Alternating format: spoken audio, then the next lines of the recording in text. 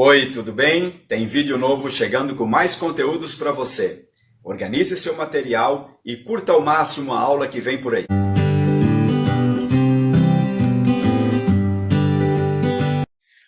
Oi pessoal, tudo bom? Na aula de hoje vamos conversar um pouquinho sobre estoicismo e ataraxia. O que esses dois pontos da filosofia têm a ver com a nossa vida ou podem nos auxiliar no nosso cotidiano? Vocês lembram desse personagem, desse filósofo? A gente viu numa das aulas presenciais que tivemos ainda antes da paralisação. Ele se chama Diógenes. E a perguntinha que se faz é possível viver sem sofrimento? Então Diógenes dizia que o sábio ele está livre do infortúnio. Lembram por que ele usava essa lanterna?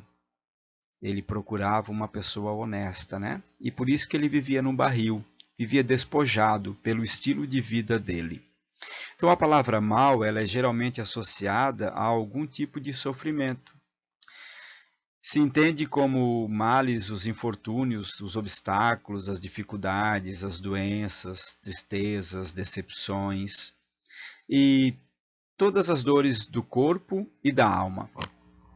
Essas dores que nos agitam, elas parecem terríveis e insuportáveis e que não podemos evitar que elas nos atinjam ou que atinjam pessoas às quais queremos bem. Alguns filósofos, eles buscavam a sabedoria, seguindo um caminho que não se esgotava, não se acabava em estudos e reflexões. Que eles buscavam também o autocontrole no sentir e no agir. Eles acreditavam que a maior característica do verdadeiro sábio era a ataraxia. E a ataraxia significa a capacidade de se manter tranquilo, sereno em qualquer circunstância.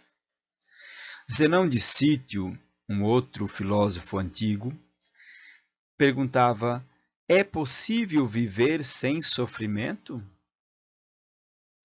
Então ele dizia que a felicidade é um fluxo de vida boa, ou seja, se nós vivemos bem, nós com certeza vivemos felizes. A conquista da ataraxia, ela evitaria que o sábio se deixasse abalar por prazeres, alegrias, dores ou sofrimentos. Evitaria ainda que os desejos viessem a inquietá-lo. Que esses pensadores estavam, o polêmico que nós comentamos no início da nossa aula, chamado Diógenes, que nós já conversamos sobre ele anteriormente. Então, eles buscavam viver de uma maneira bem simples, bem à vontade. Que o que é supérfluo, aquilo que não é realmente necessário no nosso dia a dia, isso não nos interessa ter. O que é mais importante é a gente ser. Por isso que Diógenes vivia com uma lanterna procurando uma pessoa honesta pelas ruas de Atenas. Porque para ele, o despojar-se, o viver com apenas o necessário, bastaria para ser feliz. Então, Zenão dizia, né? A felicidade é um fluxo de vida bom. Ou seja, sempre que nós estamos vivendo bem, estamos de acordo com o bem, estamos vivendo com tranquilidade diante daquilo que a gente busca e com princípios bons, aí então nós temos felicidade. É possível viver sem sofrimento e a virtude é suficiente para a felicidade. A virtude de quê? A virtude no sentido de viver bem, a virtude no sentido de praticar a bondade, as coisas que são boas, não apenas para os outros, mas para nós também. Existem bens que se tornam sofrimento futuro e males que vêm para o bem. E assim, torna-se difícil saber qual o maior bem de todos. Mas Aristóteles também falou sobre isso. E o maior bem de todos é a felicidade. Então, se você busca a felicidade vivendo bem, com certeza você será feliz. com certeza você vai alcançar felicidade. Um outro grupo que também trabalhava nesta época de filosofia eram os chamados estoicos. Estoico vem da palavra grega estoa, que significa portal. E o motivo é que esse grupo se reunia sobre o portal de entrada da cidade de Atenas para conversar e para falar sobre os seus atos de filosofia. Os estoicos eles ensinavam a quem quisesse ouvi-los que ninguém deveria se deixar perturbar pela dor, pelo sofrimento, pelas doenças, pela morte ou por qualquer outro fato considerado mal pela maioria. Eles acreditavam que todos os acontecimentos eles eram bons, porque seguiam leis naturais, sábias e corretas.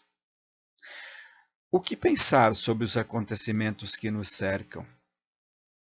Como saber se eles são bons ou maus?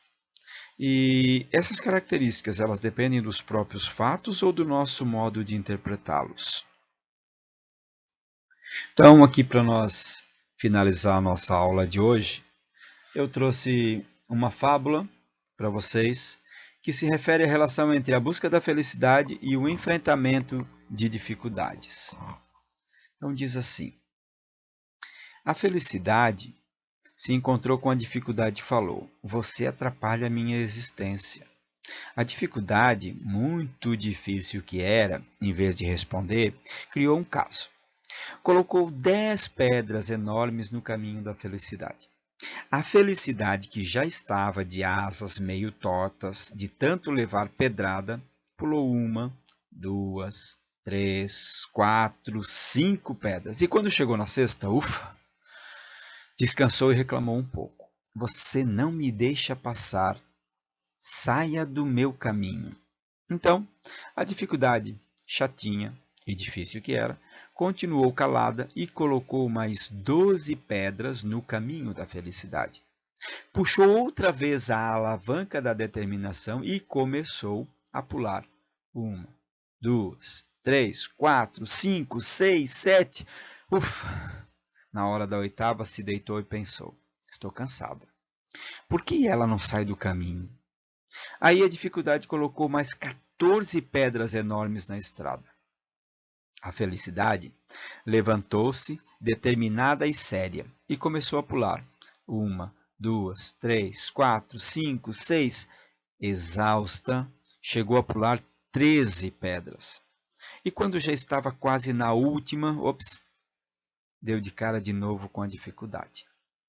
O que é isto? Não acredito. Outra vez você no meu caminho? A felicidade não vacilou. Respirou fundo, sorriu e alavancou a força necessária para pular a última pedra. A dificuldade ficou parada, olhando, e disse apenas: eu existo para que você me vença, não para impedir a sua passagem. A felicidade então prosseguiu mais feliz.